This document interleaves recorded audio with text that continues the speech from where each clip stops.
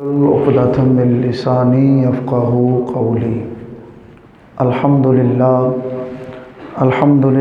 نحمدہ ونستعینہ ونستغفرہ ونؤمن بہ ونتوکل علیہ ونعوذ باللہ من شرور انفسنا ومن سیئات اعمالنا من یہدہ اللہ فلا مضل لہ ومن یضللہ فلا ہادی لہ ونشہد ان لا الہ الا اللہ وحدہ لا شریک لہ ونشہد ان سیدنا وسندنا ومأوانا وملجانا محمدا عبدہ ورسولہ بالہدی ودین الحق ارسلہ اما بعد فاعوذ باللہ من الشیطان الرجیم بسم اللہ الرحمن الرحیم الذین یأکلون الربا لا یقومون الا کما یقوم الذی یتخبطہ الشیطان من المس ذلک بأنہم قالوا انما البیع مثل الربا وأحل اللہ البیع وحرم الربا آمنت باللہ صدق اللہ العظیم وبلغنا رسولہ النبی الکریم الامین قال اللہ تبارک و تعالی فی شان حبیبہ مخبرا و آمرا ان اللہ وملائکتہ یصلون علی النبی یا ایہا الذین آمنوا صلوا علیہ وسلموا تسلیما۔ محبت سے پڑھی الصلاۃ والسلام علیک یا سیدی یا رسول اللہ وعلی آلک واصحابک یا سیدی یا حبیب اللہ الصلاۃ والسلام علیک یا سیدی یا نبی اللہ وعلی آلک واصحابک یا سیدی یا نور اللہ۔ مصطفیٰ جان رحمت پہ لاکھوں سلام، شمع بزم ہدایت پہ لاکھوں سلام، جس طرف اٹھ گئی دم میں دم آ گیا اس نگاہ عنایت پہ لاکھوں سلام، جس سہانی گھڑی چمکا طیبہ کا چاند اس دل افروز ساعت پہ لاکھوں سلام، پتلی پتلی گلے قدس کی پتیاں ان لبوں کی نزاکت پہ لاکھوں سلام، فتح باب نبوت پہ بے حد درود، ختم دور رسالت پہ لاکھوں سلام، مصطفیٰ جان رحمت پہ لاکھوں سلام، شمع بزم ہدایت پہ لاکھوں سلام۔ مولایا صلی وسلم دائما ابدا علی حبیبک خیر الخلق کلہم محمد سید الکونین والثقلین والفریقین من عرب ومن عجم هو الحبیب الذی ترجى شفاعته لكل حول من الاحوال مقتحم رب صلی وسلم دائما سرمدا علی حبیبک خیر الخلق کلہم۔ اللہ رب العزت کی حمد و ثنا جو ہم سب کا خالق و مالک پروردگار پالنہار ہے، حضور امام الانبیاء سلطان الانبیاء فخر الانبیاء قائد المرسلین خاتم النبیین شفیع المذنبین شافع محشر محبوب دلبر ساقی کوثر، بے کسوں کے کس بے بسوں کے بس، حسنین کے نانا زہرا کے بابا، آمنہ کے لال احمد مجتبیٰ جناب حضرت سیدنا محمد مصطفیٰ صلی اللہ علیہ وعلی آلہ وصحبہ وسلم کی عظیم بارگاہ میں ہدیہ درود و سلام عرض کرنے کے بعد واجب الاحترام ذوی الاحتشام قابل قدر عزیزوں دوستوں بزرگوں بھائیوں السلام علیکم ورحمۃ اللہ وبرکاتہ۔ اللہ رب العزت کا کروڑوں بار شکر ادا کرتے ہیں، رب تعالیٰ نے ہم سب کو جمعۃ المبارک کی بابرکت ساعتوں میں اپنی بارگاہ کی حاضری کی توفیق عطا فرمائی۔ دعا کرتے ہیں رب ذوالجلال ہماری حاضری قبول فرمائے اور ہم سب کے لیے نجات کا ذریعہ بنائے۔ آج کے اس مختصر سے وقت میں جس موضوع پہ گفتگو کرنی ہے اس کا عنوان ہے سود کے دنیاوی اور اخروی نقصانات۔ دعا کرتے ہیں اللہ تعالی ہمیں حق سچ سن کر سمجھ کر عمل کرنے کی توفیق عطا فرمائے۔ اللہ رب العزت نے ارشاد فرمایا الذین لا یأکلون الربا، وہ لوگ جو سود کھاتے ہیں،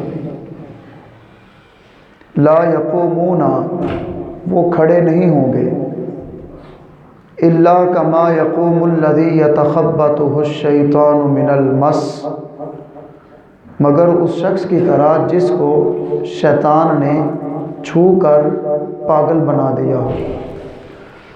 ذالک بأنہم قالوا انما البیع مثل الربا، ان کو یہ وبال کیوں آیا؟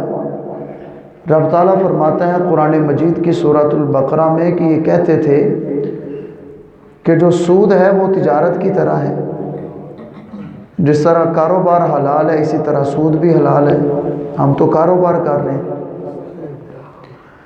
اگلی آیت کریمہ میں اللہ سبحانہ ارشاد فرماتا ہے یا ایھا الذین آمنوا اتقوا اللہ وذروا ما بقی من الربا، اے ایمان والو اللہ سے ڈر جاؤ، وذروا ما بقی من الربا، اور سود کو چھوڑ دو۔ کون؟ ان کنتم مومنین، اگر تم مومن ہو تو سود کو چھوڑ دو۔ فَإِن لَّمْ تَفْعَلُوا فَأَذَنُوا بِحَرْبٍ مِّنَ اللَّهِ وَرَسُولِهِ، فرمایا اللہ کا پیغام، رب کا حکم آنے کے بعد بھی تم نے سود کو نہ چھوڑا، اگر تم نے ایسا نہ کیا یعنی نہ چھوڑا، فَأَذَنُوا بِحَرْبٍ مِّنَ اللَّهِ وَرَسُولِهِ، تو خبردار تم اللہ اور اس کے رسول سے جنگ کر رہے ہو۔ قرآن مجید کا یہ پیغام بالکل واضح انداز میں اپنے بندوں کو رب تعالیٰ سود کی لعنت سے بچانا چاہتا ہے۔ جس پرفتن دور میں ہم زندگی گزار رہے ہیں، یقیناً اس میں کوئی شک نہیں فتنوں کا دور ہے۔ انسان کی ضروریات زندگی بہت بڑھ گئی ہیں، لیکن ضروریات زندگی بڑھنے کا مقصد ہرگز یہ نہیں کہ انسان حلال اور حرام کی تمیز نہ کرے۔ ایک مسلمان کو کلمہ پڑھنے کی حیثیت سے یہ پیغام، یہ حکم دیا گیا، اگر مومن ہو تو حلال اور حرام کی تمیز آنی چاہیے۔ جس دور میں ہم گزر رہے ہیں اس دور کی نشاندہی ہمارے لاجپال نبی نے 1400 سال پہلے فرما دی۔ یاتی علی الناس زمان لا یبالی المرء، رسول اللہ صلی اللہ علیہ وآلہ وصحبہ وسلم ارشاد فرماتے ہیں لوگوں پر ایک زمانہ آئے گا، آدمی اس بات کی پرواہ نہیں کرے گا، اس کو اس بات کی فکر ہی نہیں ہوگی۔ کس بات کی؟ من الحلال ام من الحرام، میں جو کچھ کما رہا ہوں حلال ہے یا حرام ہے۔ رسول اللہ صلی اللہ علیہ وسلم نے یہ خبر 14 صدیاں پہلے دی، اور اگر اپنے زمانے کو ہم دیکھیں تو آج ہم جس دور میں زندگی گزار رہے ہیں حضور کا فرمان اسی دور پہ بالکل منطبق ہو رہا ہے۔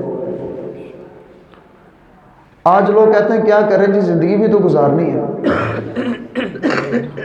کیا کریں بچوں کا پیٹ بھی تو پالنا ہے، کیا کریں ضروریات زندگی بھی تو پوری کرنی ہے نا۔ رسول اللہ صلی اللہ علیہ وسلم اپنی امت کو 1400 سال پہلے خبردار کرے گا، فرمایا کہ زمانہ آئے گا لوگوں کو پرواہ ہی نہیں ہوگی، اس بات کی فکر ہی نہیں ہوگی میں حلال کھا رہا ہوں حرام کھا رہا ہوں، میرا ذریعہ معاش حرام سے ہے حلال سے ہے۔ ہر انسان کو کم از کم زندگی گزارتے ہوئے یہ ضرور سوچنا چاہیے کہ وہ جو کھا رہا ہے، جو کما رہا ہے، حلال ہے یا حرام ہے۔ نبی کریم صلی اللہ علیہ وآلہ وصحبہ وسلم کا فرمان حدیث کی کتاب جامع ترمذی میں موجود ہے۔ رسول اللہ صلی اللہ علیہ وسلم ارشاد فرماتے لا تزال قدم عبد یوم القیامہ، قیامت کے دن بندے کو کھڑا کر دیا جائے گا، جب تک بندہ چند سوالوں کے جواب نہیں دے گا اس وقت تک بندے کو وہاں سے ہلنے نہیں دیا جائے گا۔ یہ سوال ہر ایک نے دینے ہیں، ہر ایک سے ہونے ہیں، ہر ایک نے جواب دینے ہیں۔ پہلے نمبر پہ سوال کیا ہے؟ نبی کریم صلی اللہ علیہ وسلم ارشاد فرماتے ہیں اس کی عمر کے بارے میں سوال کیا جائے گا۔ رب نے زندگی دی تھی، بتاؤ کیسے گزاری ہے؟ دنیا کی رنگ رنگیلیاں منا کے گزاری ہے یا اپنے رب کی بندگی میں گزاری ہے؟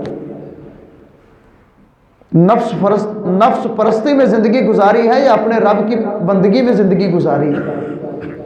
حضور فرماتے اس سوال کو اس کو جواب دینا پڑے گا، جواب نہیں دے گا وہاں سے ہل نہیں سکتا۔ دوسرا سوال کیا ہے؟ علم حاصل کیا ہے، اس علم پہ عمل بھی کیا ہے کہ نہیں کیا؟ ہر مسلمان پہ علم حاصل کرنا فرض ہے، یاد رکھیے۔ آج جس دور جہالت میں ہم زندگی گزارتے ہیں سیکھنے کے قریب نہیں جاتے۔ پتہ کیوں؟ کہتے جب سیکھ لیں گے تو پھر عمل کرنا پڑے گا۔ ایسے ہے کہ نہیں؟ کہتے سیکھیں گے تو عمل کرنا پڑے گا، نہیں سیکھے تو ہم سے تو پوچھا نہیں جائے گا۔ لیکن یاد رکھیے جس بندے نے علم سیکھا عمل نہ کیا گناہ گار ہے، قیامت والے دن حساب دینا ہے۔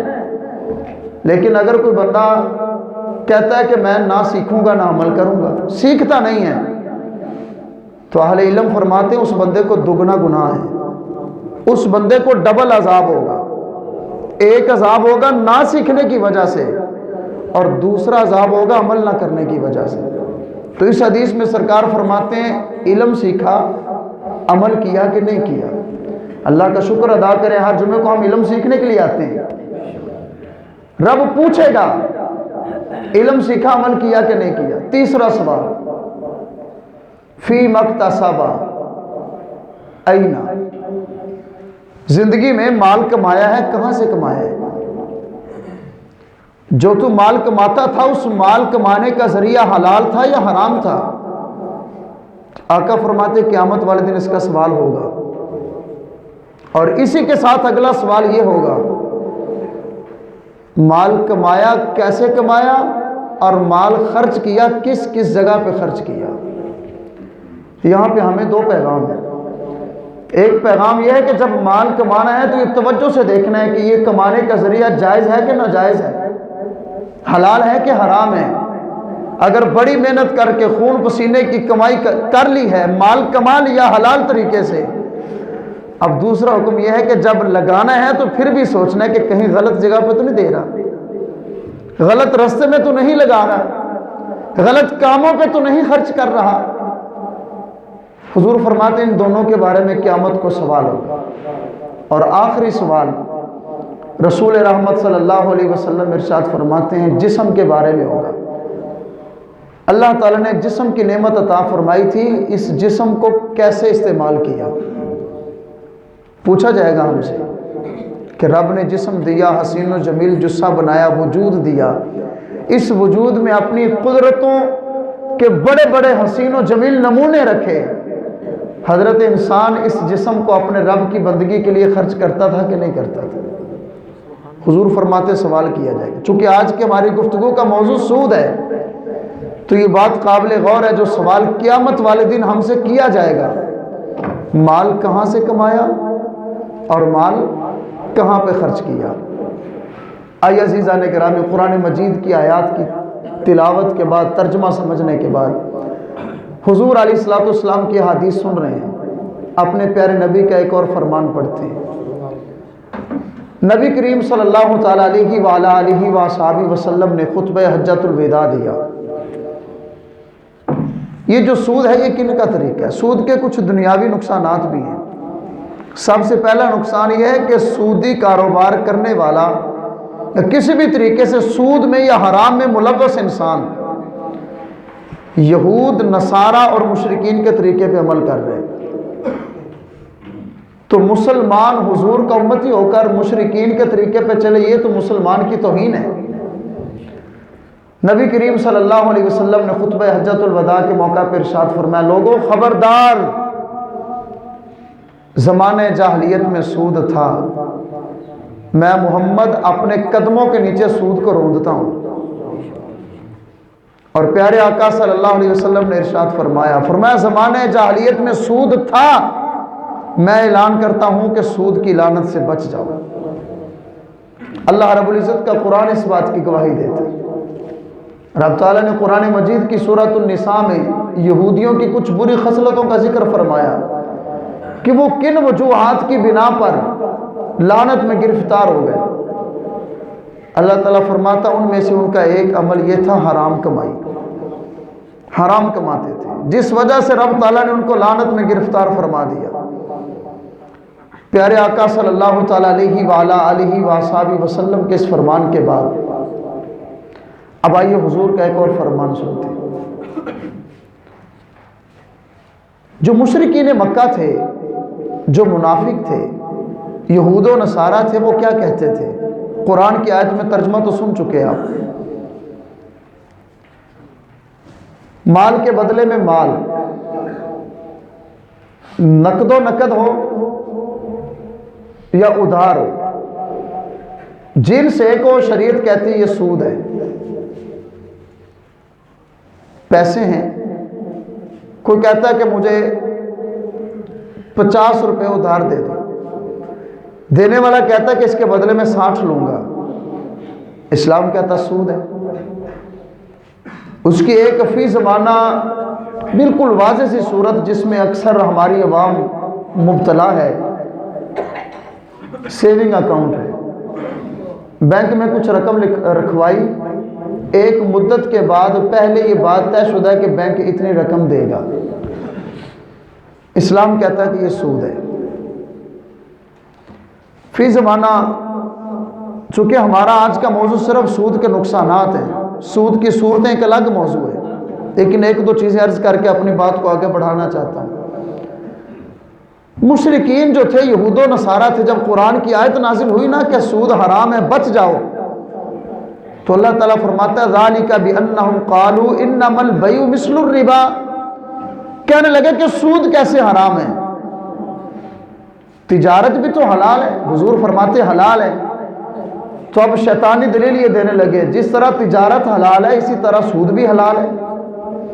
تو اللہ تعالیٰ ارشاد فرماتا تجارت اور چیز ہے، سودی کاروبار کرنا اور چیز ہے۔ چند دن پہلے ایک صاحب آ گئے، کہنے لگے کہ فلاں شخص اس نے کہا کہ فلاں جگہ پہ اپنی انویسٹمنٹ کرو، پیسہ لگاؤ، اتنا ملے گا۔ اور دلیل کیا دی؟ ایک کسی بد مذہب کا یہ مجھے جملہ سنایا گیا جس کا کلپ یہ تھا کہ اللہ تعالیٰ نے قرآن مجید میں تجارت کو حلال قرار دیا ہے۔ بھئی ہم تسلیم کرتے ہیں تجارت حلال ہے، لیکن جس رب نے، جس رسول نے تجارت کو حلال قرار دیا ہے، اس رب اور رب کے رسول نے تجارت کرنے کے اصول بھی اپنی امت کو سکھا دیے ہیں۔ اگر انسان حرام کاری کرتا رہے، سود کا کاروبار کہے میں تجارت کرتا ہوں، تو رب کا قرآن گواہی دیتا ہے کہ یہ تو کافروں کا طریقہ ہے، یہ تو مشرکین اور یہود و نصارہ کا طریقہ ہے۔ فی زمانہ ایک مثال میں نے سیونگ اکاؤنٹ کی دی ہے، دوسری مثال کاروباری دیتا ہوں چونکہ کاروباری حضرات ہیں۔ جی فلاں بندہ وہ کہتا ہے کہ میرے ساتھ انویسٹمنٹ کر لو، اتنے لاکھ دے دو، ہر مہینے میں اتنے لاکھ دوں گا، چلتا ہے۔ بس ہماری سوچ کیا ہے کہ ہم سود کا نام نہیں لیتے، کام سارا سود کا ہو رہا ہے اندر۔ دین اسلام نے کاروبار کی ایک مثال دی ہے۔ تجارت کی بہت ساری قسمیں ہیں، ایک تجارت کی قسم ہے جس کو مداربت کہتے ہیں۔ مداربت کیا؟ ایک بندے کا پیسہ ہے، دوسرے بندے کی محنت ہے، ایک کا پیسہ دوسرے کی محنت۔ اب یہاں پہ کچھ شرطیں ہیں، یہ شرطیں بڑی توجہ سے سنیے گا۔ پہلی شرط یہ ہے کہ کاروبار واقع کیا جائے، ایسا نہ ہو کہ یہ بندہ پیسے تو لے لے، کاروبار کوئی نہیں کہتا ہر مہینے تجھے اتنے دوں گا، جب کاروبار ہی نہیں کیا تو پھر دے کیا رہے۔ دوسری بات، جو کاروبار کیا جا رہا ہے، جس چیز کی خرید و فروخت ہے، وہ چیز موجود بھی ہو۔ اس لیے کہہ رہا ہوں کہ ہر روڈ سے کئی دوست احباب فون کر کے مسئلہ پوچھتے ہیں کہ آج کل کیا نام ہے اس کمپنی کا، وہ کمپنی ہے، آن لائن سسٹم ہے، سارا چیزیں خریدنی ہیں، اس کے بعد بیچ دینی ہے۔ اسلام یہ کہتا ہے کہ کاروبار وہ حلال ہے جو چیز موجود ہو. تو وہ کمپنی کرتی کیا؟ چیزیں ہیں ہی نہیں. اپنے سادہ لفظوں میں کہوں کہ صرف کاغذی کارروائی ہے، یعنی سود کو جائز کرنے کا ایک شیطانی طریقہ ہے، وہ چیز نہیں ہے. کاغذی کارروائی کے چلیں جی یہ فلاں چیز ہے، 1 لاکھ کی لے لی. 5 دن گزرنے کے بعد کمپنی کہتی ہے 1,10,000 کی بیچ دو. ہفتہ گزرنے کے بعد یہ بندہ پھر کمپنی سے 1,15,000 کی خرید لیتے. وہ چیز موجود نہیں ہے. تو عزیزان گرامی یاد رکھیے، جس چیز کی خرید و فروخت ہو رہی ہے اگر اس چیز کا وجود نہیں ہے تو اسلام کہتا سود ہے، وہ کاروبار نہیں ہے. یہ آج کل بڑی کثرت سے چل رہا ہے. جو مثال دے رہا تھا مداربت کی، ایک بندے کا پیسہ دوسرے بندے کی محنت. پہلی شرط یہ ہے کہ وہ کاروبار کرے. دوسری شرط یہ ہے نفع اور نقصان دونوں برابر ہو. 100 میں سے 25% نفع خدا نہ کرے اگر نقصان ہو جائے تو 25% نقصان بھی برداشت کرنا ہے. اسلام کہتا پھر تو کاروبار حلال ہے. لیکن 100 میں سے 98% لوگ جو میرے تک مثالیں پہنچتی مسئلے پوچھتے ہیں، کہتے نہیں جی اس نے کہا اپنے پاس انویسٹمنٹ کرنی ہے، اتنے لاکھ دے دو، ہر مہینے اتنے دوں گا، کمی زیادتی نہیں. تو یہ سود ہے، اس کے علاوہ اور کچھ نہیں. پھر ایک اور شیطانی صورت ہے، نہیں پکا نہیں کیا، فکس نہیں کیا کہ اتنے دینے ہیں، کبھی کم دے دیتے ہیں کبھی زیادہ دے دیتے ہیں، فکس نہیں ہے. سوال یہ ہے کہ میں پوچھتا ہوں کہ یہ بات پکی ہے کہ نفع ہی ہونا ہے؟ ہاں جی، جس کے ساتھ میں نے انویسٹمنٹ کی وہ کہتا ہے کہ نفع ہوگا نقصان نہیں ہوگا. اسلام کہتا ہے جس میں صرف نفع ہو نقصان نہ ہو وہ بھی سود ہے. توجہ ہے؟ اسلام کہتا ہے جس میں صرف نفع ہو نقصان نہ ہو وہ کیا ہے، اور جس میں صرف نقصان کی شرط و نفع نہ ہو وہ بھی سود ہے. ایک صورت جائز ہے، ایک بندے کے پیسے ہوں دوسرے بندے کی محنت ہو، دوسرا بندہ وہ کاروبار کرے، اور جو بندہ کاروبار کر رہے اسلام اس کاروبار کو جائز بھی کہتا ہے. اور تیسری شرط یہ ہے کہ جتنا نفع لینا ہے اتنے نقصان کی شرط بھی ہو، کہ بھئی میں نے کل رقم پہ جتنا نفع آئے گا 25% نفع میرا، 75% نفع تیرا. خدا نہ کرے اگر نقصان ہو جائے تو اس نقصان کا 25% میں برداشت کروں گا. یہ تو ہے تجارت، اسلام اس کو جائز قرار دیتا ہے. بہرحال عزیزان گرامی ہم نے کچھ بھی کرنا ہو نا تو کئی بار سوچتے ہیں اس طرح کرنا چاہیے کہ نہیں کرنا چاہیے. ایک چیز ایسی ہے، پیسہ آتا نظر آئے تو ہم نہیں پوچھیں گے کہ اس طرح لینا چاہیے کہ نہیں لینا چاہیے. اس کی بے شمار قسمیں ہیں، کئی جمعے پڑھائے جائیں تو کم ہیں، صرف یہ بتانے کے لیے کہ کیا کیا کیا کیا چیزیں سود اور کیا کیا کام حرام ہے. آپ کے لیے پیغام یہ ہے کہ کچھ بھی کرنا ہو اللہ تعالیٰ فرماتا فَاسْأَلُوا أَهْلَ الذِّكْرِ إِن كُنتُمْ لَا تَعْلَمُونَ. اگر تمہیں نہیں پتہ تو اہل علم سے پوچھ لو. رب تعالیٰ کا حکم ہے یہ. قیامت والے دن یہ نہیں عذر قبول ہوگا کہ اللہ میں نے پتہ ہی نہیں سی. اللہ تعالیٰ فرماتا ہے میں نے حکم دیا تھا کہ اہل علم سے پوچھو، پوچھنا چاہیے. تو عزیزان گرامی سود کی طرف آتے ہیں، کتنی بڑی لعنت ہے. ہمارے پیارے آقا صلی اللہ علیہ وآلہ وآصحابہ وسلم کا فرمان مسند احمد بن حنبل میں موجود ہے. بڑی توجہ سے سنیے گا حضور کی ایک دو احادیث. سرکار یہ جو سود کا کاروبار کرتے ہیں اتنی توجہ تو ہے کہ چلیں یار پیسہ آ رہا ہے، کھاتے ہیں کہ نہیں، اولاد کو کھلاتے ہیں کہ نہیں، دیکھی جائے گی. مسند احمد بن حنبل کی حدیث ہے، کریم آقا علیہ السلام نے فرمایا انہ لا يدخل الجنۃ نبت لحم. کریم آقا علیہ السلام ارشاد فرماتے ہیں وہ گوشت جو حرام سے پلا ہوگا میں محمد گارنٹی دیتا ہوں کہ جنت میں داخل نہیں ہو سکتا. یہ ہمارے نبی کا فرمان. نبی فرمائے کہ حرام سے پلا ہوا گوشت یعنی حرام کھانے والا بندہ جنت میں داخل نہیں ہو سکتا. تو پھر میں کیسے کہوں کہ مجھے جنت مل جائے گی؟ میرے آقا فرمائے، حضور کا فرمان سنیں، حرام سے پلا. اور یارو جس کے پورا پورا کاروبار حرام پہ ہو، اس کی اولاد پلی حرام پہ ہو، پھر کہتے ہیں اولاد فرما بردار نہیں ہے. جب اولاد حرام سے پلے گی تو وہ کبھی بھی والدین کی غیرت نہیں کرے گی. سرکار کا ایک اور فرمان سنیں، صحیح مسلم کی حدیث ہے. لاجپال نبی صلی اللہ علیہ وسلم ارشاد فرماتے ہیں، کریم آقا علیہ السلام نے ارشاد فرمایا اپنے آپ کو 7 ہلاک کرنے والی چیزوں سے بچاؤ. یعنی 7 کام ایسے ہیں جو بندے کو ہلاک کر دیتے ہیں.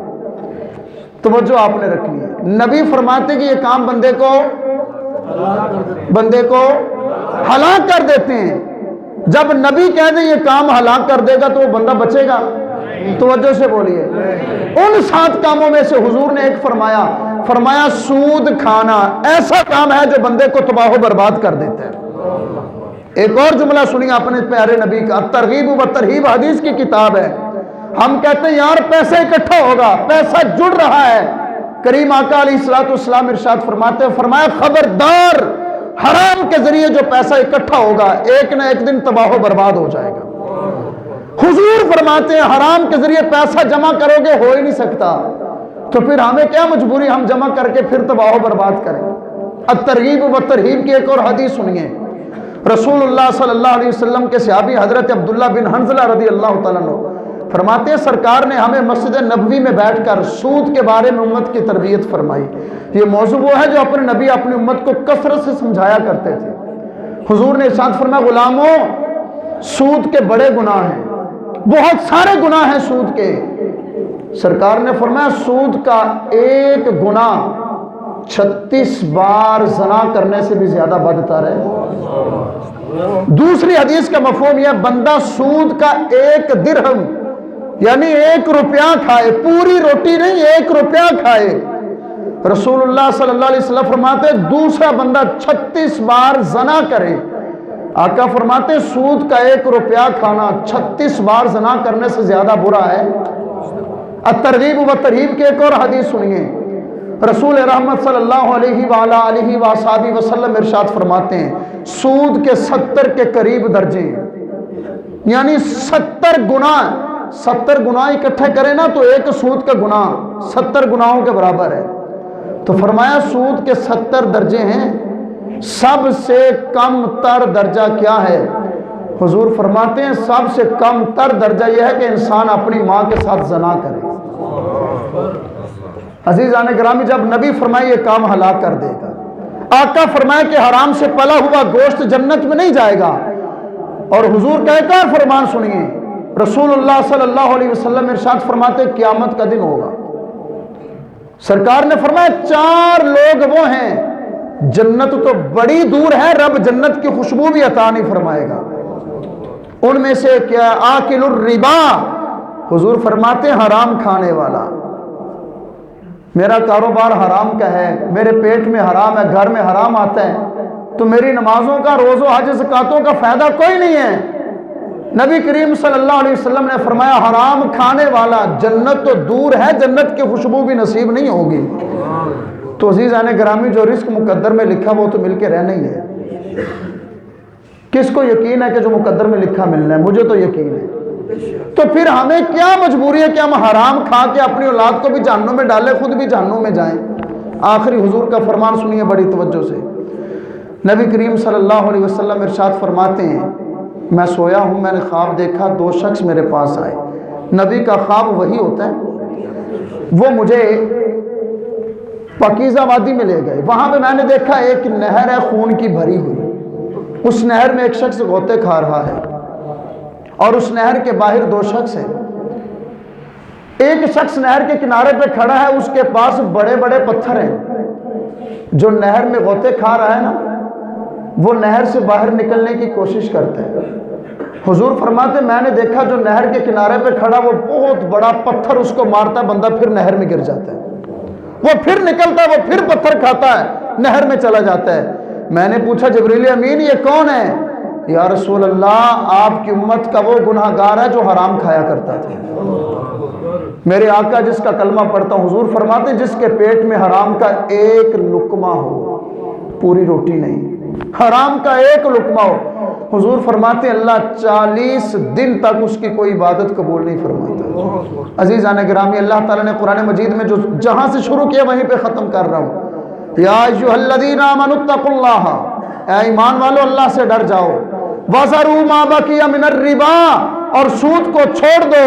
اِن کُنتُم مُؤْمِنِین، اللہ فرماتا میرا پیغام مومنوں کو ہے، اگر مومن ہو تو ایسے کر لو. آگے کیا فرمایا؟ فَإِن لَّمْ تَفْعَلُوا اگر سود سے باز نہ آئے فَأْذَنُوا بِحَرْبٍ مِّنَ اللَّهِ وَرَسُولِهِ اللہ اور اس کے رسول سے جنگ کرنے کے لیے تیار ہو جاؤ۔ جس میں طاقت ہے جنگ کرنے کی اللہ سے وہ کر لے سود کا کاروبار۔ اگر عزیزان گرامی ہم میں تو طاقت نہیں ہے، اگر ہمت نہیں ہے تو سچے دل سے اپنے رب سے معافی مانگے، کہے مالک تیری رضا کے لیے حرام سے توبہ کرتا ہوں، اپنے نبی کے صدقے سے رزق حلال وسیع عطا فرما۔ اللہ تعالی ہمیں اپنی زندگی حرام سے بچتے ہوئے رزق حلال کھاتے ہوئے گزارنے کی توفیق عطا فرمائے۔ وآخر دعوانا الحمدللہ رب العالمین۔